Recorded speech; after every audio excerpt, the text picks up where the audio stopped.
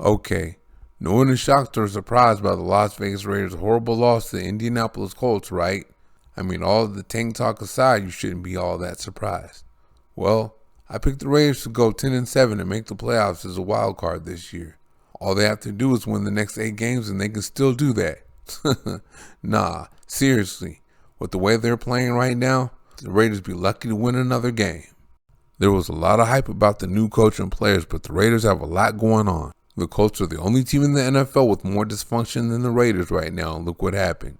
People are caught up in that they got beat by a high school coach thing, but you should not have been surprised.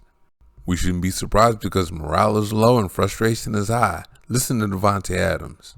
I mean, it's been the same thing, just guys got to play for one another, play a full game, and, that's 60 minutes from start to finish, coming out starting fast and then closing out games.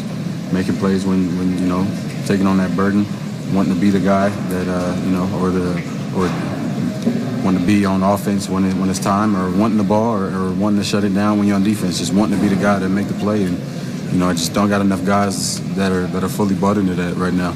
And I think people like the idea, but when it's time to actually execute, it don't turn out that way. Is that the problem, that guys aren't bought in? I don't think it's a buy-in. I don't think people are like, F what he's talking about, or, I'm going against the grain. It's just about a matter of executing when it's time.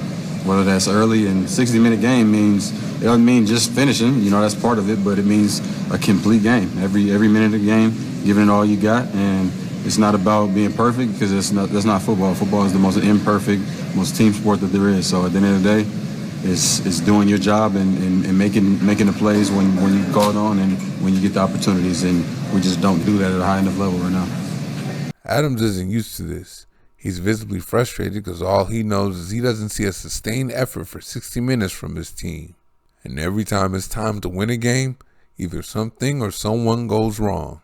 Carr has a different perspective because he's seen it way too many times. This is the 6th head coach, so it's the 6th time he's seen his teammates give up after a bad stretch of games. I believe he thought that was over with after the way they fought down the stretch last season, but he can see this season it's back. People are going to say this and that about him crying, but it's tough when the people around you aren't willing to fight as hard as you are for something. I don't think so. I love Josh. I love the car. I love our coaches. They've had nothing but success, way more success than I've ever had, and, I'm sorry.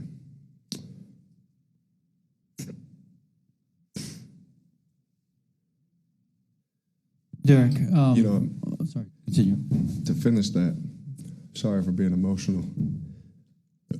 I'm just pissed off about some of the things, that a lot of us try and do just to practice what we put our bodies through just to sleep at night.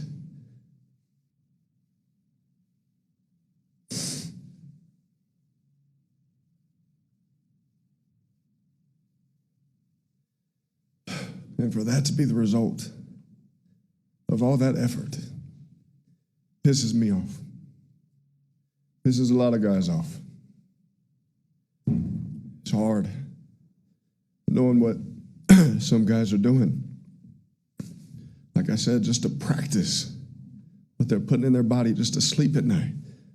Like just so we could be there for each other. And I wish everybody in that room felt the same way about this place.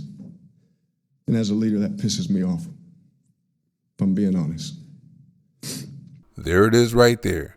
Carr's playing with a back injury, and there are other players playing with various other injuries. And while they're going through all they're going through just to be there for the team and play, there are some that are checked out.